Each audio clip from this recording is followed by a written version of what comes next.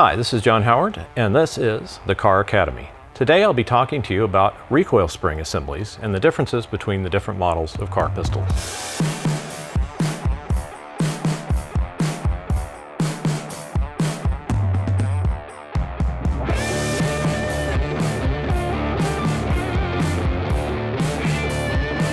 Each of our pistols uses a recoil spring assembled on a guide rod, but there are some variations between different models. For example, this P9 has a single recoil spring on the guide rod, and that's common with the P series, CW series, and the other larger model guns. This 380 model has a dual recoil spring arrangement with an inner and outer spring on the guide rod. And on many of the M compact size pistols, we have a captive assembly with two springs on a guide rod.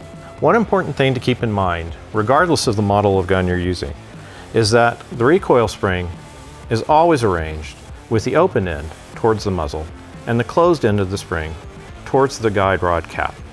So when reassembling your gun, please keep that arrangement in mind.